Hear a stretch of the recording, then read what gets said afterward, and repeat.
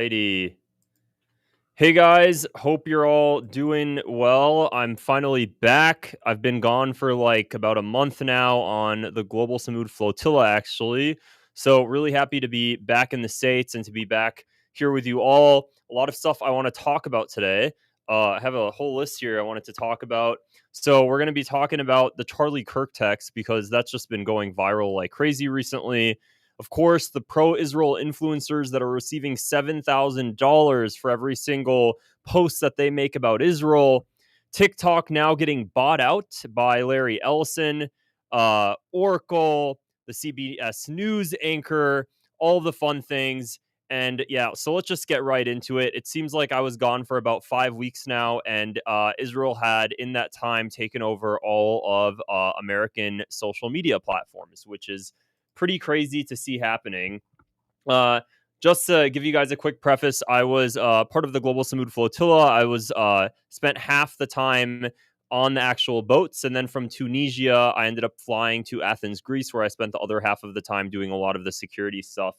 But super glad to be back. And the day that I came back, actually, to the United States is when I started hearing about all of these texts that Candace Owens released regarding Charlie Kirk. So I want to quickly go over this because I was actually pretty shocked. I stopped everything and was just immediately glued to my phone. This was a group chat that Charlie Kirk was in, and it says, just lost another huge Jewish donor, $2 million a year because we won't cancel Tucker. I'm thinking of inviting Candace. Then Charlie Kirk responds, Jewish donors play into all of the stereotypes. I cannot and will not be bullied like this, leaving me no choice but to leave the pro-Israel cause. So that in of itself is absolutely shocking to imagine coming from Charlie Kirk. What's even more shocking is that this happened 48 hours prior to his death, this group chat. So if you wanted a better motive to solidify, to at least give a motive as to why Israel would even consider assassinating Charlie Kirk, because obviously that's where all the rumors are coming from. Well, now the motive is clear as day. Am I personally saying that's what happened? Honestly, there's no evidence on the ground that I could see suggesting that that's the case. However, the motive's definitely there. Is there a lot of like hardcore evidence on the ground suggesting, yes, Israel did it? No. But what we can say is that there was definitely a motive. So this absolutely shocked me. Shocked a lot of people on social media as well. A lot of people initially simply didn't believe that the text messages were even true.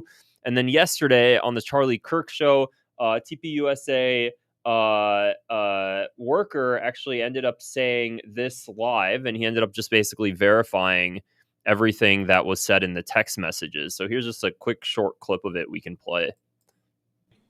But I want to take the start of this show to address some of the things that have been going around on public, namely about a group text chain that has been made known and released by Candace Owens. And I just want to address it head on because, that was a screen grab that I had shared with people. So it is authentic. And I want to go into it because I actually am really excited that the truth is out there. So this is what I'll say, is that realistically, if you were somebody like Charlie Kirk and you had that sort of influence, then you know that you are clearly he was very influential. If you're Israel and you know that there is this person that's incredibly influential, incredibly supportive of Israel, obviously, and would you not consider maybe tapping into this person's phone, seeing what he's up to? If I was Israel and you have, the most sophisticated spying softwares where you could just tap into phones and spy on everything without the user even knowing, would Israel have considered doing that to Charlie Kirk? Would Israel have considered actually spying on Charlie Kirk? And if that's the case, and Israel did consider doing something like that, and they did spy on him, and then Israel ends up reading through his messages and through his dialogue that he's actually considering pulling out of the pro-Israel cause, would something like that be enough of a compelling motive for Israel to consider assassinating him? Because ultimately, that's where all of this speculation comes from, is that would the motive have been strong enough that if Israel knew that Charlie Kirk was going to become another Tucker Carlson or Candace Owens, would that motive have then been strong enough for Israel to consider committing an assassination attempt. Personally, I think in regards to the motive being strong enough, I could see it. Why not? I mean, think about the influence that TPUSA has. Think about the influence that Charlie Kirk has, because people like Candace Owens and Tucker Carlson, they have a large platform similar to Charlie Kirk. However, they both hit similar and overlapping demographics, but Charlie Kirk seemed a lot more mainstream, and he was able to touch on people that were not as more of the normies, I would say, than than Candace Owens and Tucker Carlson.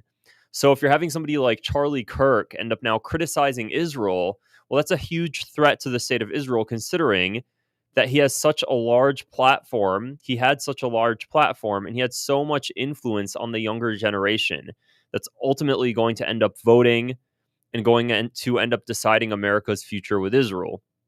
So that's basically what's been going crazy and been going viral on social media over the past couple days. And I'm going to be honest, I've been relishing and reading everything about this. I've just been really enjoying it because people are really starting to wake up. Now, whether or not this was true, I think we're going to learn a lot more information coming soon. Candace Owens actually said yesterday on her show that 3 people, 2 of them confirmed in writing, she said it was off record that within 24 hours of Charlie Kirk's death, he said that he is worried that they, quote, they would kill him.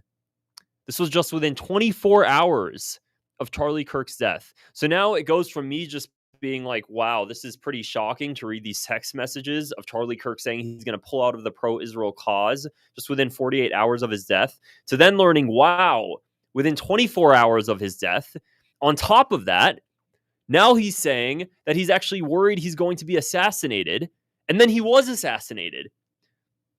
And of course, it was blamed on a leftist that was dating a transgender woman. So, it goes from, it's one of those things, and this is the thing that people really need to understand, because it goes from just being, this is where people say, oh, you're a, quote, conspiracy theorist, is that, when there is one instance that's very peculiar, you can just say, oh, well, that's one singular event that's very odd. Okay, so the text message chain, for example, that could just be one odd event. But then you learn on top of that he was actually worried about being assassinated for this very reason. Now that's 2 very odd, very peculiar events, and then he's assassinated. So when you double things on top of each other, it starts to paint a really obvious, it starts to paint a very obvious narrative that you simply can't look away from. And of course, you're having the Zionists flooding social media, flooding X, flooding TikTok, all the platforms saying that anybody who believes in this is ridiculous and they're crazy. But the truth of the matter is that Charlie Kirk himself was scared of Israel assassinating him. Even a month ago, there was that viral tweet by somebody, I think his name is Harrison Smith on X, and he also said that he spoke to a source close to Charlie Kirk, and he posted this a month prior to Charlie Kirk being assassinated, and he said that somebody close to Charlie Kirk is saying Charlie is worried about Israel assassinating him if he decides to turn on them. And then Charlie Kirk was assassinated, and what better story to have than, of course, a leftist deciding to commit the assassination. And then immediately we start seeing Israeli officials talking about it on social media. I think within like just a couple hours, Netanyahu's making a post about Charlie Kirk. Ben Gavir, of all people, they have a mural up in Israel for Charlie Kirk. It seems to force. And then I think personally, seeing Netanyahu then actually talk about it was probably the most incriminating thing ever. Like, you have the prime minister of a foreign country addressing rumors on social media about Israel assassinating Charlie Kirk, and this dude decides to make a video about it, thinking that's actually going to help the cause instead of actually just bringing more light to the issue. So it's all absolutely crazy. And, the reason that, of course, this would happen is because Israel really cares about the narrative. And it's not just about large influential figures like Candace Owens, Charlie Kirk, Tucker Carlson on the right. There's also the fact that Israel now is up against this entire social media ecosystem that it's trying to fight against. And it's targeting smaller influencers too. influencers that might not have 20 million followers, but might have 1 million followers or 500,000 followers or a few 100,000 followers. And that's when we started learning about this whole entire fiasco where Israel's paying influencers $7,000 to post about Israel per post.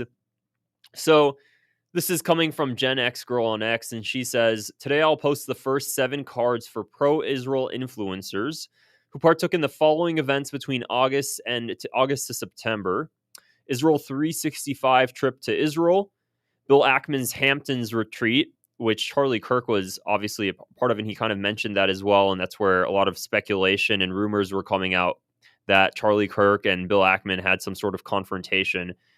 And then Netanyahu's influencer event. FARA registration shows that Israel paid $900,000 for U.S. influencers from July to December. And then here's just actually some of the photos of these influencers. We start off with the first one at the top left here, and it's Miriam.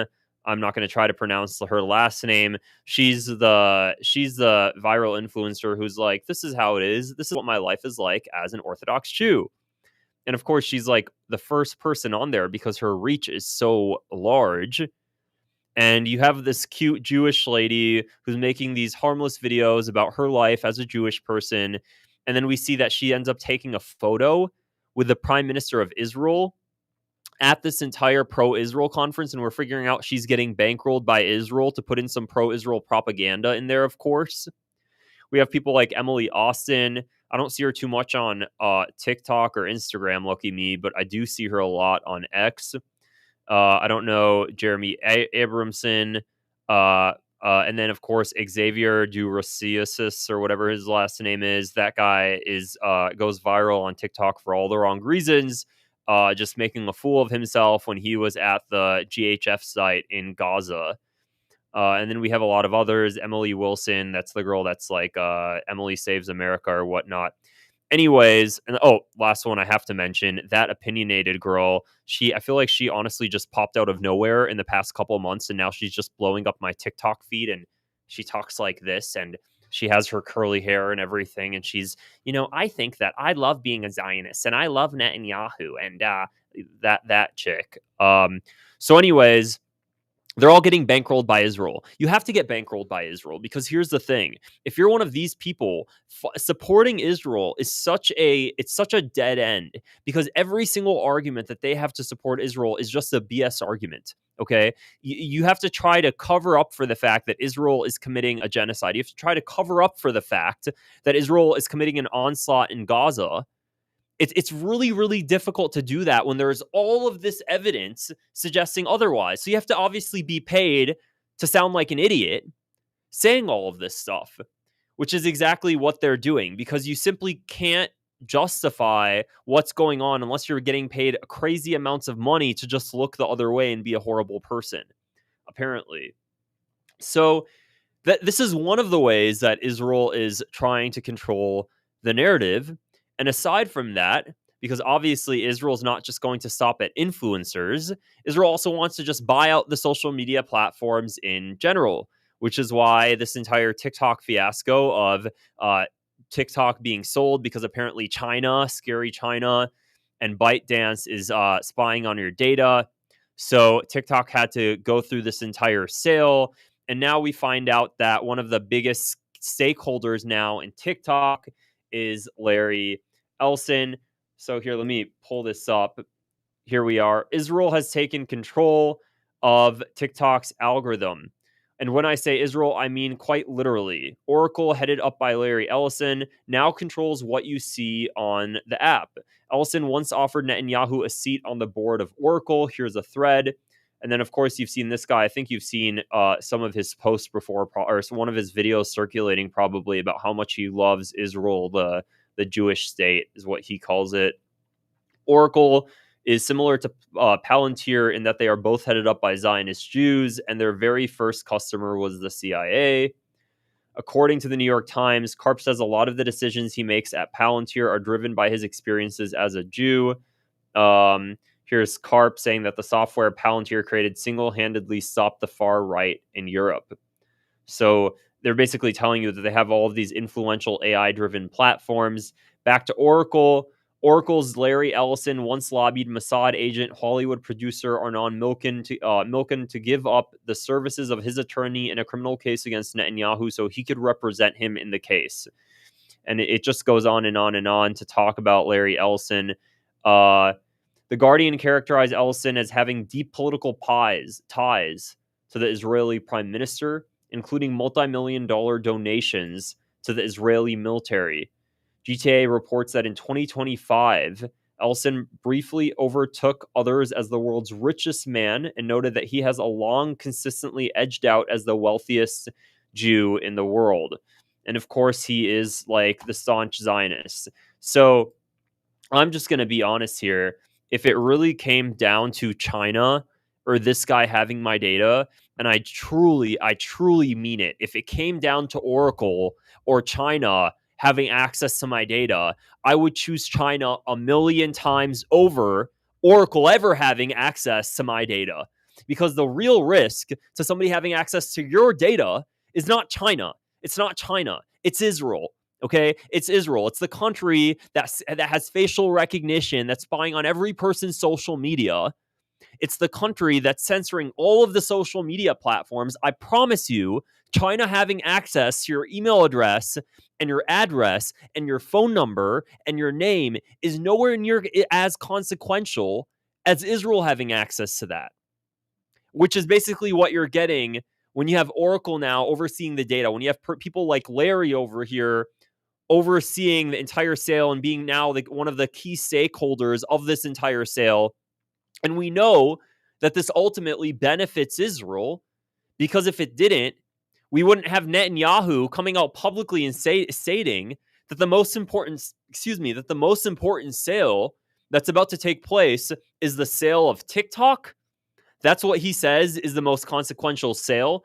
Clearly, he wouldn't say that if the sale didn't include changing the algorithm and retraining the algorithm to be staunchly pro-Israel. If the sale just had to do to changing where Americans' data is stored, then Netanyahu wouldn't be so excited about it, unless clearly it had to do with retraining the algorithm and changing the algorithm overall to be anti-Palestinian and as pro-Israel as you can get. That's the whole goal here. And if anybody talks about the fact that Jewish Zionists are buying up all the social media platforms to make them pro-Israel, you're an anti-Semite. But that's exactly what's going on. We have a lot of Zionists who predominantly are of Jewish faith purchasing these social media platforms to try to quell criticism of Israel, and then you get called the anti-Semite for questioning what's going on. So a lot of people are getting real fed up with this.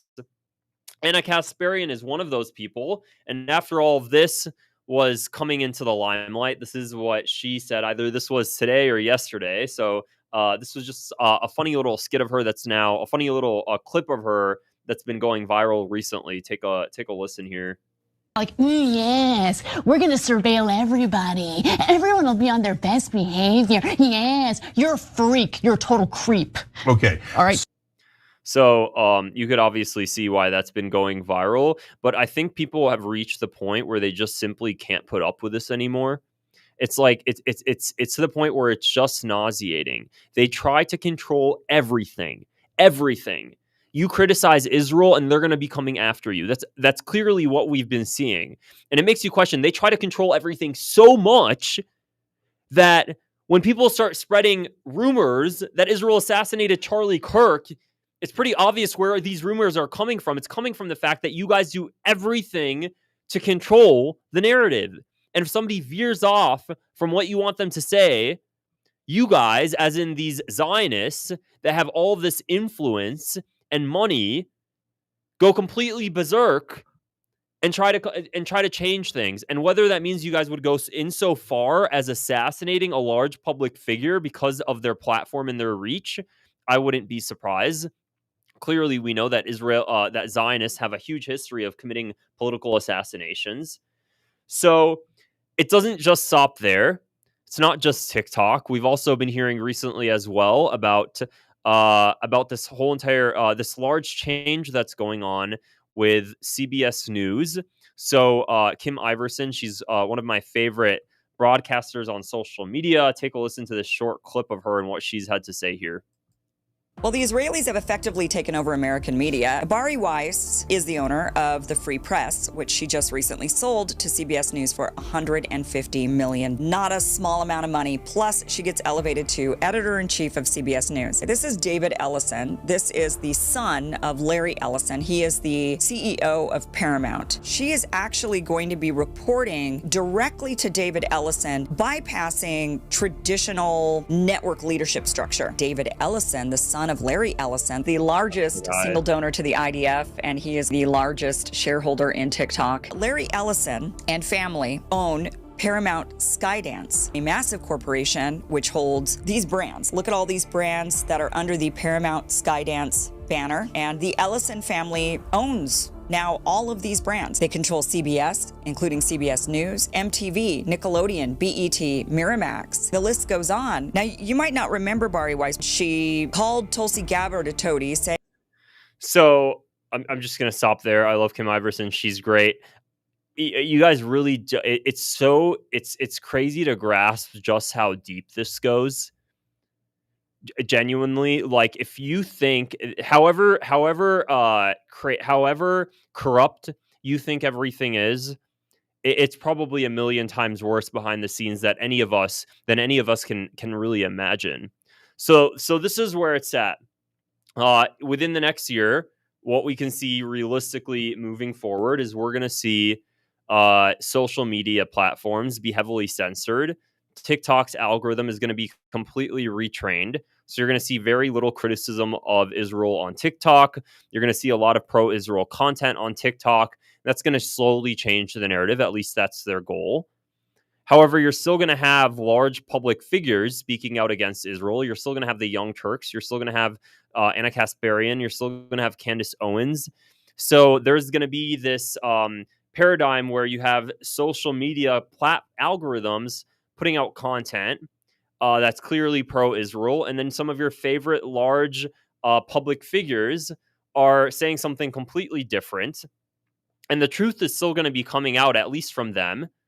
Maybe not to all the normies that really aren't like so particular with specific individuals that they like listening to, and they just kind of scroll through Instagram. They're going to be seeing a lot more pro-Israel content. But what we're also going to notice is a lot of grievances, and a lot of people are just going to be simply fed up. I've already been fed up. Clearly, Anna Kasparian is fed up. A lot of people are fed up with what's going on, that Jewish Zionists are buying out every single social media platform that criticizes Israel, and they'll put up laws that make it illegal to criticize Israel, and they'll get you fired from your job for criticizing Israel, and it keeps going on every single day, and nobody can do anything about it because they own everything. And if you say that, you're anti-Semitic. And it's getting to the point where it's like, wow, you know, if you speak out against babies being slaughtered, that's anti-Semitic, because it's much better if you just support the genocidal entity that's causing all of the problems in the world right now. And it's like people are so fed up, and there's this huge rift between politicians and the American public. And I don't know if they don't know, like if they genuinely don't go on social media and see when we have people like Kamala Harris and Pete Buttigieg and, all of these people who continuously fervently say things that are just like tone deaf. Do they not see what's going on in social media, or is just the AIPAC money so big that they just decide to like not look at it?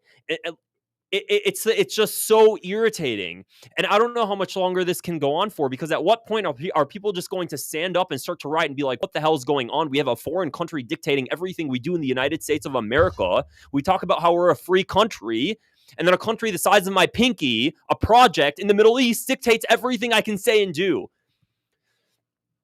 I'm sick of it. I'm absolutely sick of it. And I know a lot of other people are. So I can't wait. You know what? Let them keep doing this, because ultimately we know what's going to happen is this is all going to backfire in their face, and people are going to revolt, And Israel is going to do one more thing, and Israel is going to trip one more time, and it's going to mess up one more time, and the mess up is going to be so big that politicians are going to have to take note of it and are going to have to bring it up. I think that's what's going to happen. I think Israel is going to trip up so badly that even the conservative mainstream right is going to end up having to say something and speak out about it, because Israel's been making a lot of mistakes. It's been getting away with it so far, but I think something's going to happen, and there's going to be a critical threshold where Israel does one more stupid thing, and finally people stand up and stop putting up with all of this shit. Because I can't imagine another 20 years of this going on, another 20 years of our politicians selling out to a stupid project in the Middle East. I can't wait. I'm going to relish in the day that we see everything just change, that we see it all fall from underneath itself. So that's where I'm going to stop there. Right now I'm going to enjoy my free speech while I have it. Because it seems like the only platform that gets close to free speech is X. Otherwise, every other platform, every other mainstream news network, every article you read is completely bought out by Zionists, in particular, heavily Jewish Zionists, and some evangelicals as well. That's kind of the state of America today, and the state of Israel while we're at it, the United States of Israel. So, hope you guys liked this episode or this little live we did. If you did and you want to support my channel, click the subscribe button below, and I will see you guys later.